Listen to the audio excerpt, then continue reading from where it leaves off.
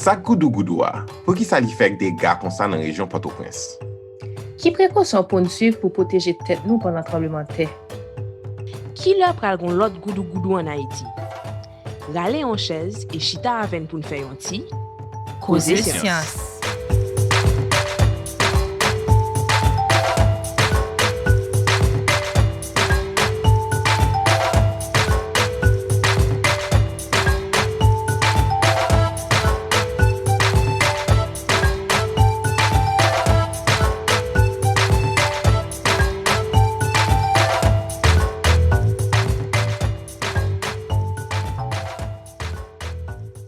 Allô tout le monde, n'a souhaité nous la bienvenue dans un nouveau épisode Causer Science.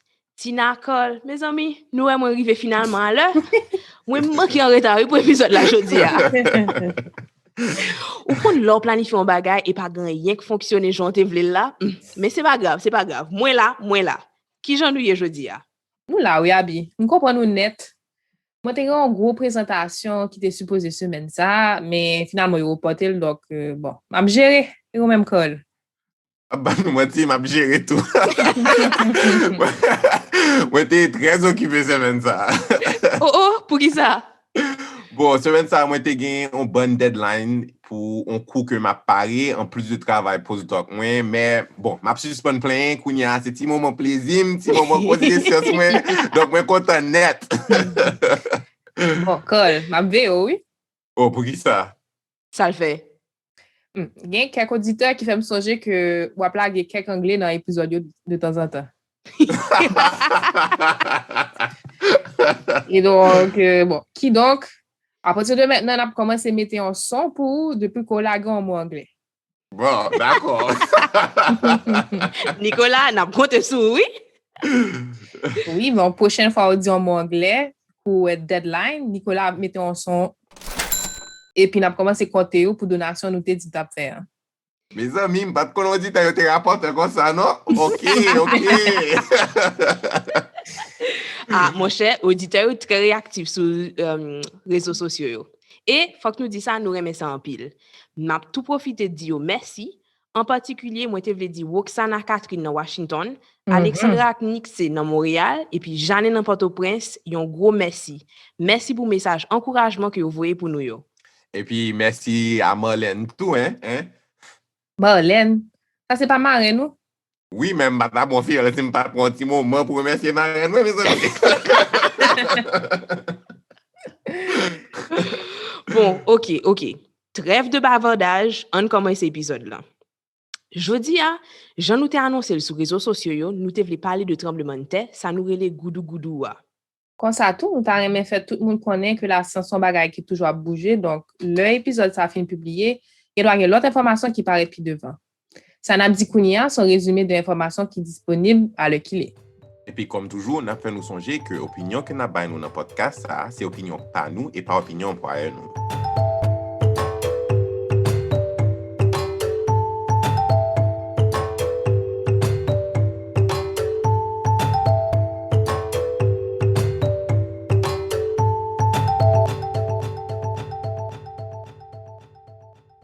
En janvier 2010, Haïti était secoué par un tremblement de terre qui arrivait 7.3 sous échelle Richter et qui touillait plus passé 280 000 personnes. Même si souke principal a duré moins que 35 secondes, c'est une plus grosse catastrophe naturelle que il nous a senti. Et c'est un tremblement de terre qui touillait plus monde dans l'histoire planète là. Jouk kounya nous pouvons fin rétabli. C'est la vie de tout le monde qui changeait depuis jour ça et estimé que plus passé 1.3 million vinn perdu caillou. Donc, nous t'ai réalisé que malgré catastrophe en fin passé, il y a un paquet de monde qui pas comprendre ça qui est arrivé. Il y a des monde qui dit c'est diable, l'autre qui dit c'est bon Dieu qui punit nous. Mais, faut que nous connaissions que c'est pas ça. La science l'a expliqué nous depuis longtemps que Haïti, dans la région Caraïbe, a une activité sismique qui a la cause tremblement de terre. Nous t'ai voulu venir expliquer ça qui arrive jour ça, et c'est pour ça que nous invité ingénieur Claude Prepti Jodia pour venir aider nous comprendre. Bon, ingénieur Prepti, encore merci de ce qu'on vient de avec Jodia. Nous connaissons que il y a plein d'auditeurs qui reconnaissent tout, mais il y a qui par contre qui est souillé non plus. Est-ce que tu as dit nous 2-3 mots pour présenter tout? Je suis Claude Prepti, haïtien. Okay. Moi, j'ai une formation d'ingénieur géologue. fait études moi, en Haïti, la faculté des sciences, Université d'État d'Haïti. C'est là que j'ai un diplôme ingénieur civil avec une licence en géologie appliquée à la recherche minière. Ensuite, nous faisons une spécialisation en géologie de l'ingénieur dans l'école des mines de Paris. Et c'est là que nous sommes vraiment branchés sur un cours qui était très intéressant qui était les risques naturels. Et le rentré en Haïti, je commencé à faire des recherches sur les phénomènes tremblements de terre. J'ai étudié la vulnérabilité de la population haïtienne. Moi, que le problème est très actuel, très grave. Et puis, moi, à donner à ça, j'ai commencé à sensibilisation population sur le phénomène sismique. Donc, j'ai écrit plusieurs livres, je suis professeur à l'université. J'ai enseigné matériaux de construction, j'ai enseigné géologie, j'ai enseigné mécanique des sols, fondation. Et puis, bon, c'est à peu près ça. Je fais carrière moi, dans l'administration publique. Et actuellement, moi, c'est directeur général du bureau mine avec énergie. Et justement, qui ça qui est le bureau mine et énergie exactement en Haïti? Bon, jusqu'à tremblement de terre, nous sommes plus occupés de mines et énergie. Mais on connaît que le bureau des mines et d'énergie est intéressé à tout ce qui est sciences de la terre, à tout ce qui est géologie, et à tout ce qui est failles. Et lorsqu'on parle de tremblement de terre, c'est justement ces failles qui sont source tremblement de terre, source sismique, c'est failles, et failles qui ont une relation avec la géologie. Donc, immédiatement après le 12 janvier, il était normal pour que le bureau des mines soit intéressé à la sismicité. Mais on n'a pas besoin de géologue pour faire sismologie. Pour qu'on faire sismologie, ou géophysicien, ou mécanicien, on est capable de faire. Elles sont plus pour si ou c'est un géologue. Okay. Donc, attribution dans le domaine ça, c'est fait de surveillance sismique. Donc, immédiatement après 12 janvier, nous montons un observatoire pour nous faire surveillance sismique parce que pas de gain appareil en Haïti pour qui veiller sur sismicité en Haïti. Donc, nous, c'est chercher qui côté que faille passer. Ensuite, depuis que le tremblement de terre qui passé, eh bien, localiser les avec station, sortir un bulletin pour nous informer mon mais qui genre sismicité a évolué dans le pays par rapport à faille, par rapport à la géologie. C'est ça. Okay. Ça très intéressant ça dit et donc si pour moun gen accès à bulletin ça côté pour yo joindre bulletin ça. Bon, c'est un bulletin qui est public parce que chaque mois nous sortons un bulletin et nous avons un site web que nous avons monté dans le bureau des mines, donc la posté sur ce site-là, donc nous avons bail bulletin. Mais avant que nous postions depuis que le bulletin est sorti, nous toujours par WhatsApp, nous voyons toute connaissance, nous voyons l'autorité parce que ce n'est pas faire bulletin juste pour faire bulletin, données très importantes, il faut que vous analysez, le dépouiller, et prendre des dispositions pour être capable de diminuer la vulnérabilité. Parce que l'objectif là, ce n'est pas un travail purement scientifique, l'objectif là, finalité, c'est diminuer la vulnérabilité pour que tout le monde qui était mort de janvier ait moins mort dans la prochaine série qu'a fait à l'Haïti. Oui, c'est clair. Il faut que la science soit au service de la population haïtienne. Tout à fait. Kounia, nous avons quelques questions que l'auditeurs nous ont envoyées pour nous et que nous avons bien apprécié si vous avez répondu pour nous. Donc, premièrement, nous avons connaître exactement ça qui est un tremblement de terre. Bon, le tremblement de terre, c'est un mouvement de écorce terrestre là, qui fait en profondeur. Un mouvement brusque de deux rochers. Bon, comme nous connaissons que l'écorce terrestre là, qui est encore la croûte terrestre, n'est pas uniforme, il est séparé en un certain nombre de plaques qui sont les plaques tectoniques. Comme tu dis que, on a parlé de plaques tectoniques, Haïti situé sur une plaque qui est la plaque caribéenne. Au même titre que Jamaïque, Porto Rico, et République dominicaine et toutes les petites Antilles. Donc, il y a une grosse plaque, il y a une petite plaque. Donc, fracture, ça, donc distance entre plaques, il y a en pile, toute plaque a déplacé, il y a un mouvement. Donc, écorce terrestre, c'est un très dynamique. Parce que là, nous parlons de plaques tectoniques, nous parlons de écorce terrestre, nous parlons de lithosphère, mais en bas, le manteau, c'est un liquide que lié parce que la température est très élevée. Parce qu'au fur et à mesure qu'on va entrer vers le centre de la Terre, la température augmente de 1 degré pour chaque 30 mètres de profondeur.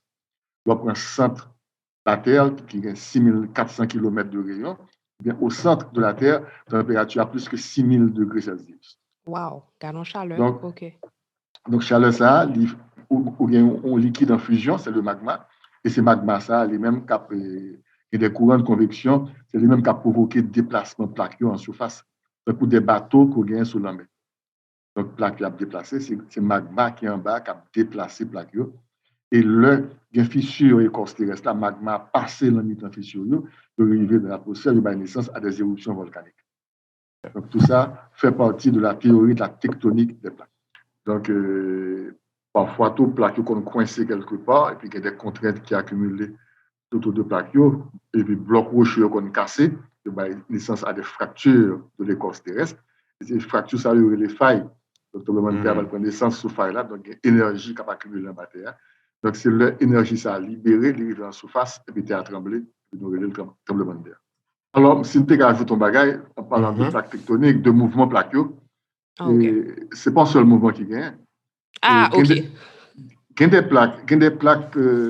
plaques convergentes. C'est-à-dire que l'une a entré en collision avec l'autre. Il a rencontré plaques convergentes. Les deux plaques rencontrées, et bien, confusion qui fait une naissance à des chaînes de montagne. C'est comme ça que chaînes de montagne sont formées. Il y a des plaques tout cap séparées, cap détachées l'une de l'autre.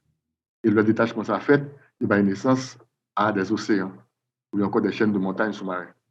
Et il y a des plaques de subduction, lorsque on plaque à glisser l'une en bas l'autre. Donc, c'est la zone de subduction, c'est la zone qui a pile volcan, c'est la zone qui a pile tremblement de terre. Par exemple, contact que gagne entre plaques Caraïbes avec plaques nord-américaines, justement. Son zone de subduction, mais zone de subduction, ça, c'est au niveau des petites Antilles que je fais. Okay. Haïti, quand même, il est assez loin des petites Antilles.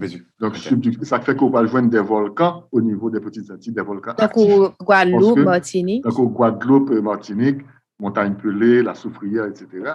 Donc, en Haïti sont îles volcaniques, mais volcans pas aussi actifs que les petites Antilles, parce que nous parlons en zone de subduction. Okay. Faut bien comprendre subduction, parce que plaques, il n'y a pas la même densité, il n'y a pas le même poids. Il y a des plaques qui sont lourdes, il y a des plaques qui sont légères, parce que ce sont des plaques rocheuses. Donc, plaques qui sont lourdes, qui ont tendance à faire fond. C'est-à-dire que plaques qui sont légères, là, il y a tendance à rester en surface. Donc, plaques qui sont lourdes, à glisser en bas plaques qui sont légères, là. Donc, côté qui glisse, il y a une subduction. Donc, plaque là, entrée, et en bas, plaque qui est légère, à ce moment-là, et plaque là, wash là, les mêmes bien entrées en bas. Wash là commence à réchauffer, et puis wash là retourner encore à l'état de fusion, à l'état de magma. Ou connaît que comme si subduction c'est seul mot comme ça j'ai dans cours géologie lycéen. Bon.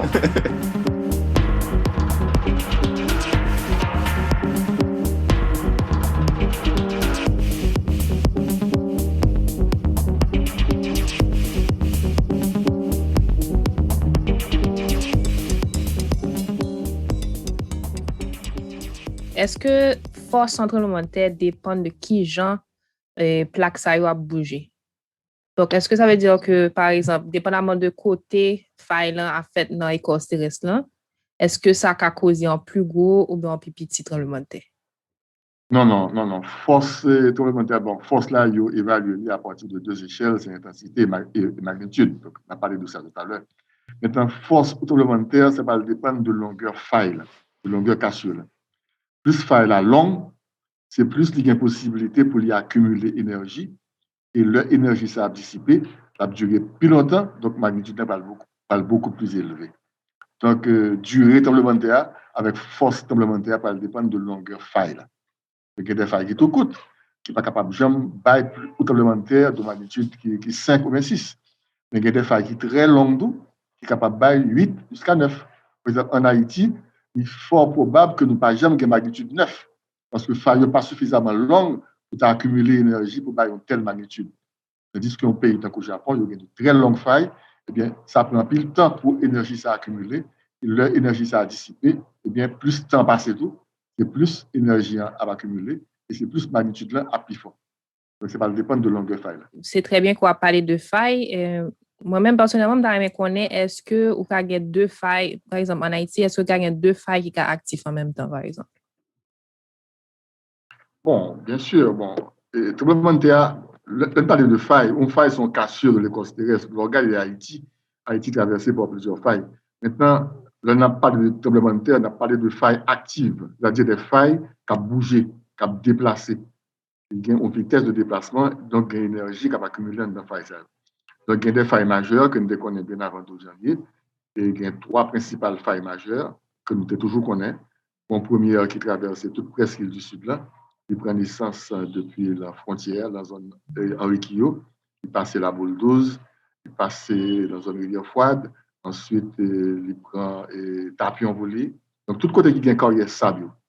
En principe, faille l'a passé parce que faille là, il provoquait un voyage naturel de roche là, donc il crasait roche là. Donc, l'on prend Tapion, l'on prend dans la zone des Trou-Chouchou, dans un petit Gouave. On prend ensuite Calbassier, Miragouane, et puis le plonger dans toute presqu'île du Sud, là, sorti dans le point de Tiburon, là, le lendemain, l'aller vers la Jamaïque, au côté créé Plantain Garden. Donc, scientifiques, les failles ça, faille Henri Quillot, Plantain Garden, parce qu'elle prend naissance en Henri Quillot, en République dominicaine, et elle finit Plantain Garden, Jamaïque. Mais faille ça a traversé Haïti, presqu'île du Sud, là, sur 250 km depuis Malpasse jusqu'à Tiburon. Bon, une deuxième faille qui est majeure, qui est très connue, qui est la faille septentrionale, qui prend naissance dans la zone orientée à Cuba. Donc, les mêmes particularités, c'est qu'elle passe dans la mer.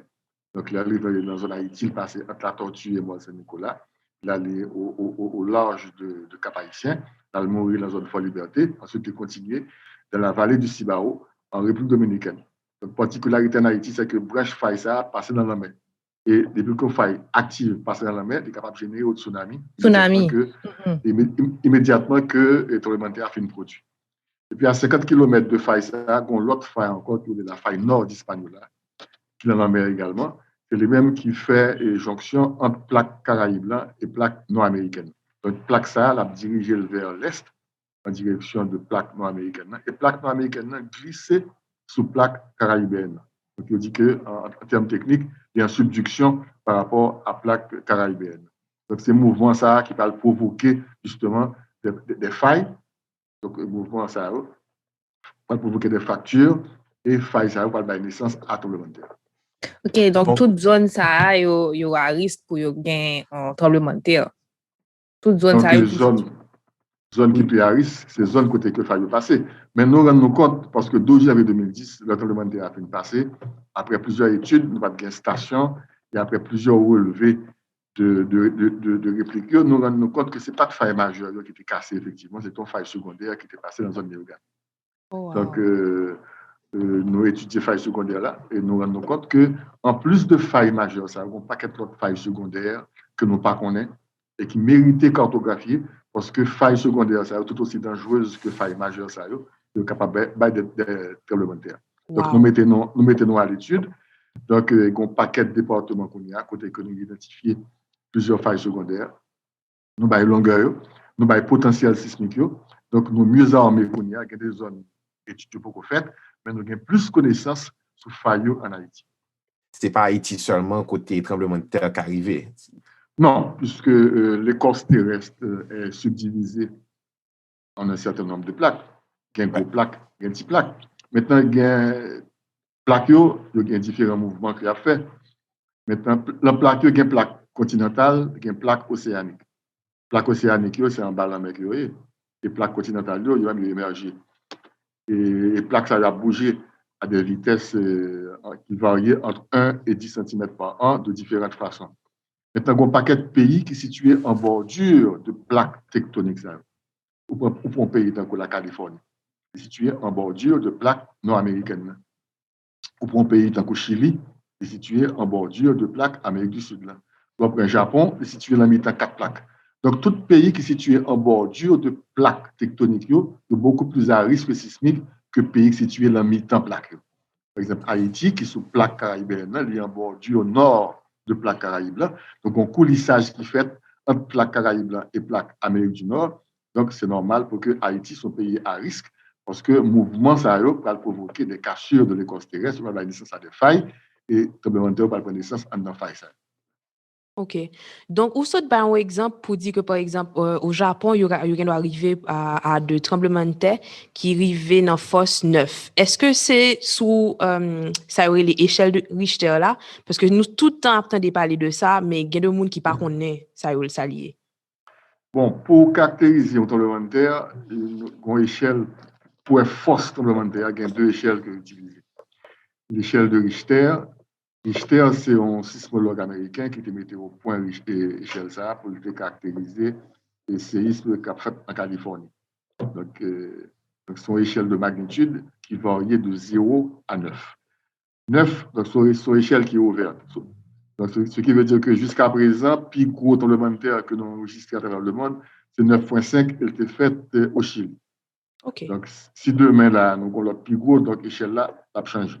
OK. Donc, maintenant, l'échelle de Richter là, c'est une échelle logarithmique. Ça veut dire que l'on passe de 1 degré à 1 degré supérieur, par exemple, on passe de 5 à 6, eh bien, énergie multipliée par 32. Ce qui veut dire que, soit comparer énergie qui est libérée par magnitude 6 sur l'échelle de Richter, il correspond à l'énergie d'une bombe atomique. 7 là, il correspond à 30 bombes atomiques. Wow. Et 8 là, c'est 30 multiplié par 30, c'est 900 bombes atomiques. Oui. Et 9 là, c'est 900 multiplié par 30, ça va 27 000 bombes atomiques. Wow. Donc, ce n'est pas un simple passage de 1 degré à un autre, c'est une énergie qui est multipliée par 32. Ensuite, d'après l'échelle ça, de 0 jusqu'à 4, donc c'est des magnitudes qui sont très faibles, et il est fort probable que à de telles échelles n'ont pas le terre secoué, nous-mêmes les humains qui en surface n'ont pas ressenti. Donc ça va dire non rien, mais appareil, station sismique que nous mettons, appareil enregistré. OK. Donc, leur petit tremblement de terre qui passait, une petite magnitude, nous avons ça de la micro-sismicité. C'est très important pour nous-mêmes, qui fait sauver l'instant, pour nous noter tout, parce que nous en pile indication sur gros tremblement de terre qui a venu. Donc, à partir de 5, 6, nous commençons à sentir, et dégâts vraiment commencé à partir de 6. Et à chaque fois qu'on va monter plus haut, 7, 8, 9, dégâts, eh bien, il y a encore beaucoup plus fort. Maintenant, magnitude là, ça c'est l'échelle de Richter, il y a l'échelle de Mercalli. L'échelle de Mercalli elle-même, il décrit des dégâts qui sont en surface. Par exemple, sous une échelle qui graduée en chiffre romain de 1 à 12, eh bien, avec description chaque degré 1, 2, 3, 4 jusqu'à 12, avec échelle ça à la main, on va promener dans zone côté que contrôle de terre en fonction de l'enquête qu'on va mener, de réaction mondiale, en fonction de dégâts que le fait, pour à qui ça que dégâts ça correspond dans l'échelle là, et pour dire que c'est tel degré. Donc, c'est l'échelle macrosismique qui correspond à ce qui est observable, à dégâts qui fait en surface. Mais l'échelle ça, n'a pas tellement utilisé, le plus préféré échelle magnitude là. Parce que magnitude là lui-même, il décrit quantité d'énergie qu'a libérée à partir de foyer. Tandis que échelle de Mercalli, échelle d'intensité, selon zone désertique, pas de caille, pas de monde, un tremblement de terre qui fait, ou pas pour des dégâts, ou pas pour un monde qui mourit, ou après tendance dit que c'est un tremblement de terre d'intensité 1, 2, 3, et pas fort. Alors que selon bidonville, c'est même tremblement de terre, c'est même énergie, bon paquet de caille, et puis après tendance dit que même tremblement de terre, ça, c'est intensité 8, 9 que lié. Donc, son échelle qui est très relative. Donc, il préfère échelle de Richter là. Épicentre, c'est localisation tremblement de terre là en surface. Alors que côté que rupture l'a fait en profondeur, il y aurait le foyer ou hypocentre tremblement de terre. Donc, caractériser le tremblement de terre, c'est 4 bagages qu'on a. À qui profondeur que le tremblement de terre a fait, c'est foyer. On dit épicentre, c'est projection foyer en surface. Ensuite, qui magnitude et qui intensité. Profondeur est très importante parce que plus foyer loin en bas terre, eh bien, c'est moins tremblement de terre dangereux et plus tremblement de terre proche surface là, c'est plus dangereux. Donc, c'est des paramètres qui caractérisent le tremblement de terre. Et c'est à partir de eux-mêmes qu'on est capable de faire une idée de ce qui passe effectivement.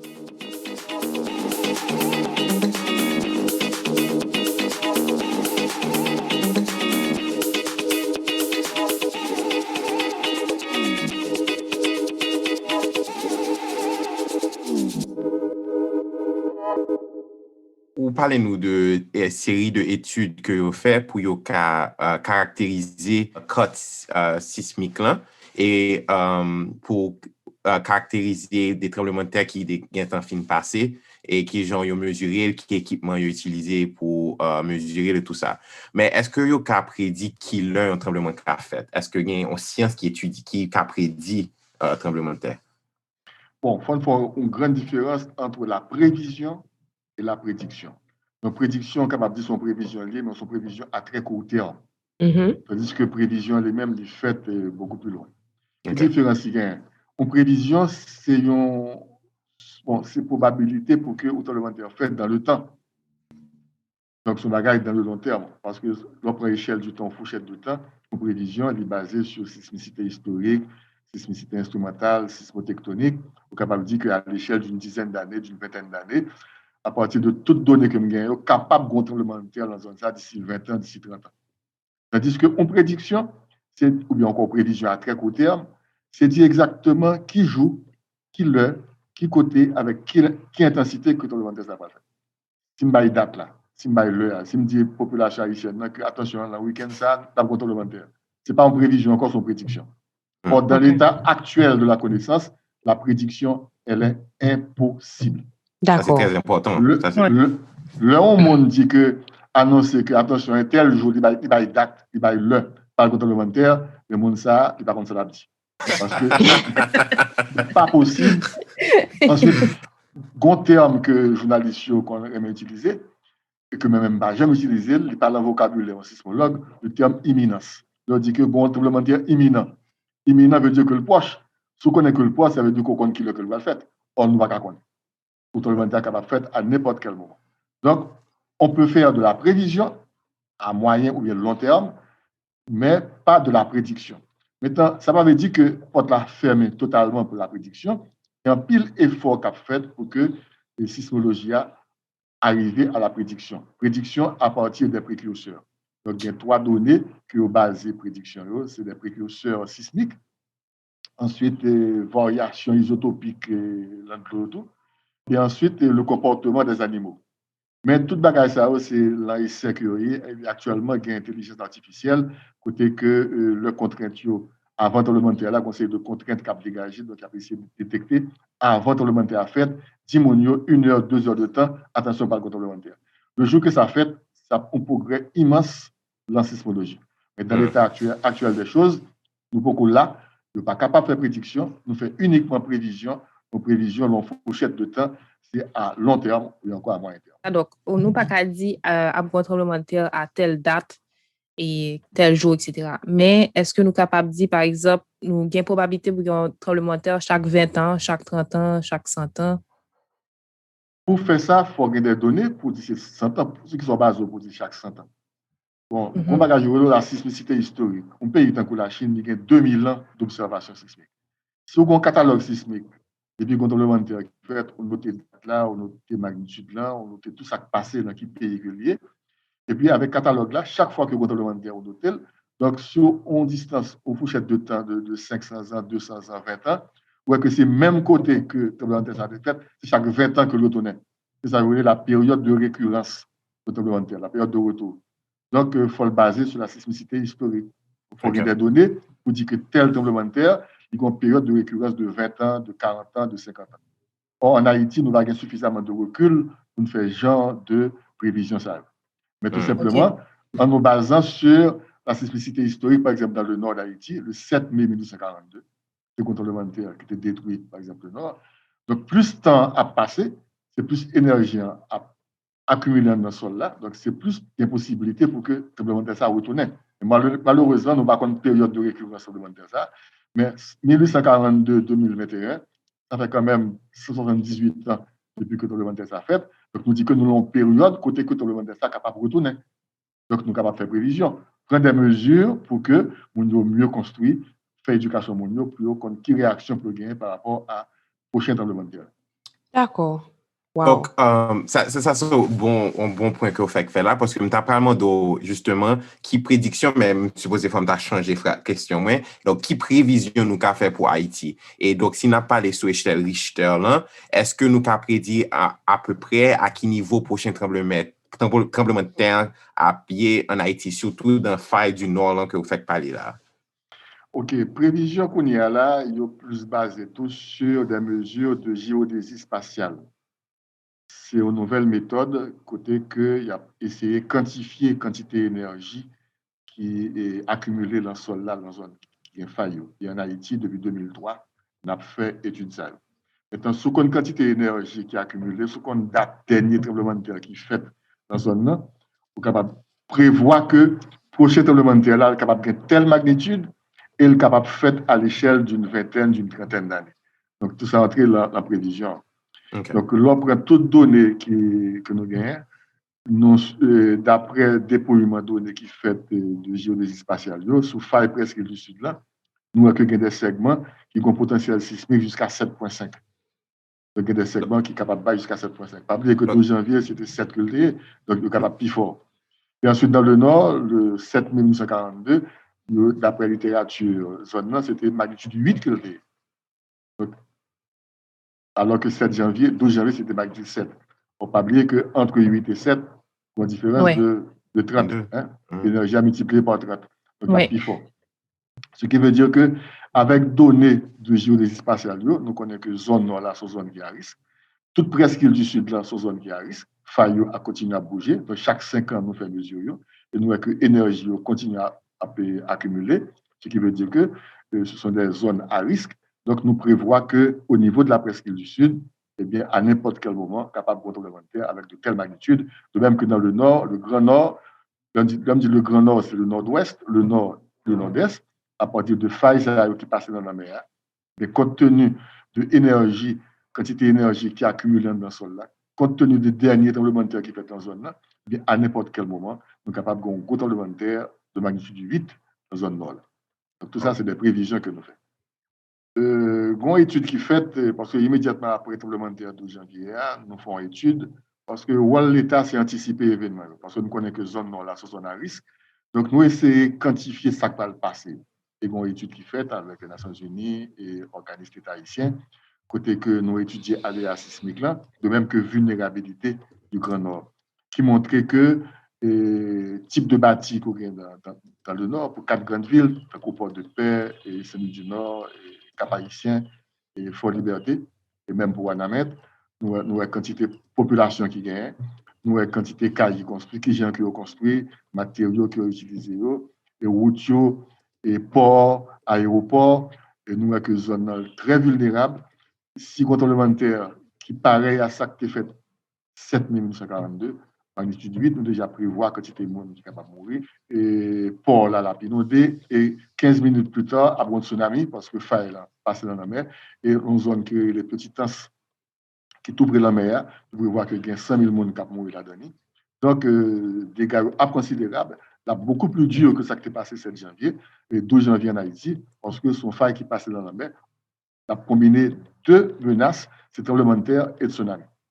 Donc, l'intervalle de 15 minutes, capable de faire un tsunami qui va aggraver la situation. Wow. Malheureusement, nous n'avons pas assez de temps pour nous parler plus de ça, mais nous avons invité puis devant dans l'autre épisode pour nous parler de ça, parce que de toute menace qui gagne sur Haïti, parce que nous t'es focus aujourd'hui sur le tremblement de terre, mais quand il y a la tsunami tout, faut expliquer aux auditeurs pour comprendre ça contre tsunami. Et nous connaissons que nous t'as parlé avant et où t'es dit que tu gagnes 5 autres menaces tout sur Haïti. Donc, nous n'avons pas obligé de parler de ça dans l'autre épisode. Oui, bon, le tremblement de terre n'est pas arrivé chaque jour, heureusement, mais c'est un phénomène qui est plus meurtrier, parce que l'arrivée, il fait des dégâts considérables. Regardez ça qui est passé le 12 janvier. Mais à part le tremblement de terre là, nous avons l'autre menace qui est beaucoup plus fréquente, qui est beaucoup plus récurrente, donc le cyclone. Chaque année, nous avons une saison cyclonique. Oui.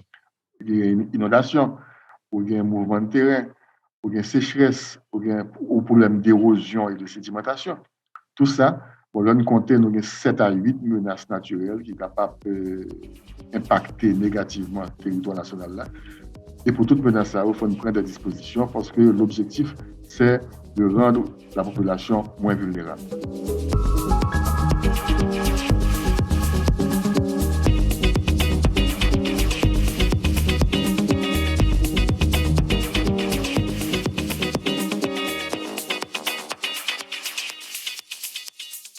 Qui réaction pour moun gagner s'il est réalisé que un tremblement de terre qu'a fait dans le moment? Est-ce que moun faut le courir? Est-ce que faut le cacher tête en bas en table? Est-ce que faut le rester en bas en cadre de porte?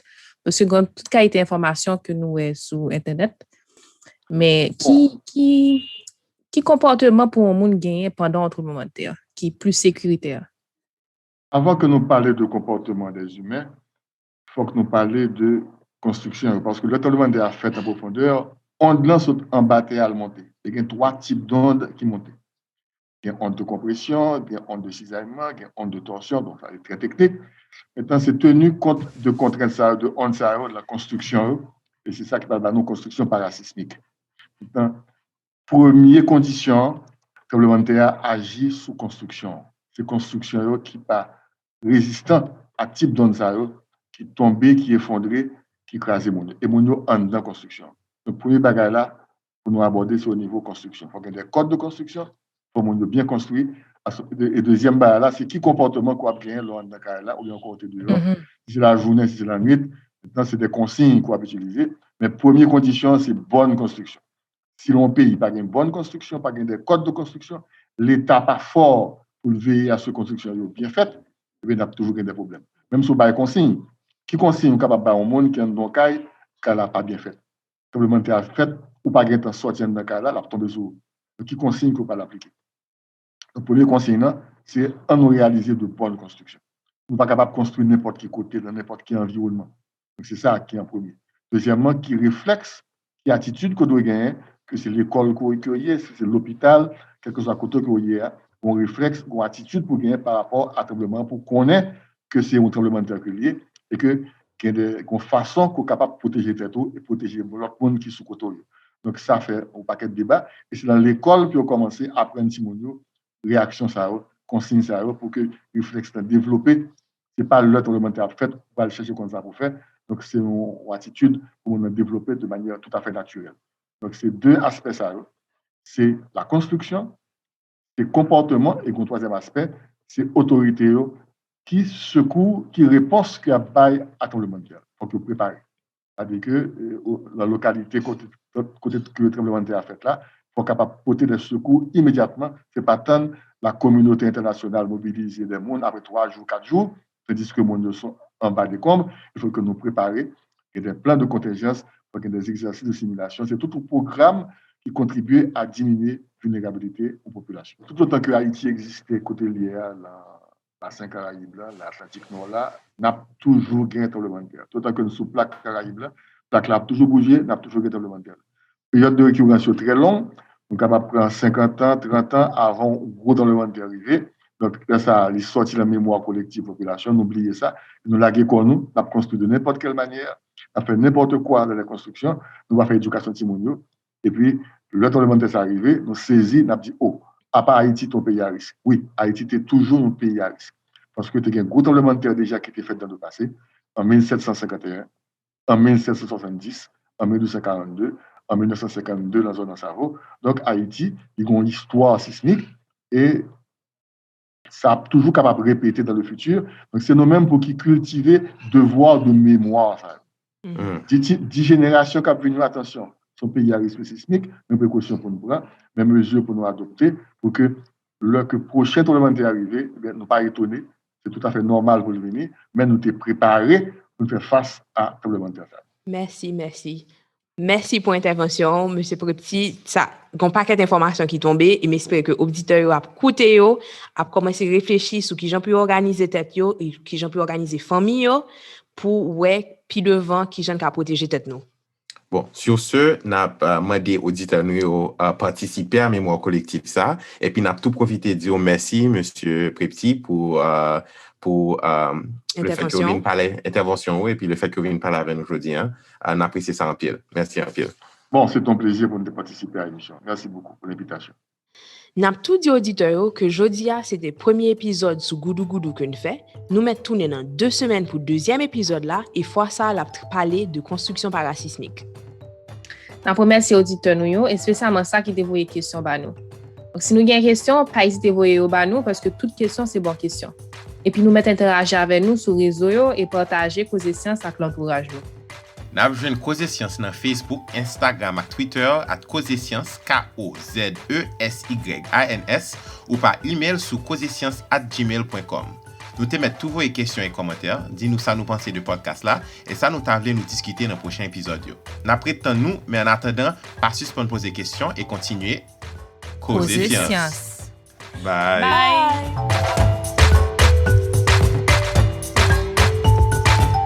Causer Science, c'est un podcast produit par Annabelle Fignolet, Christina Rousseau et Frédéric Vieux. Un merci spécial pour Robert Exantus, conseillère linguistique nous, et Daniela Anastase pour design graphique et produit marketing nous. Musique thématique nous, c'est Jenan Desrosiers qui fait. Et finalement, arrangement son avec édition Cause et Sciences faite par Nicolas Desbois.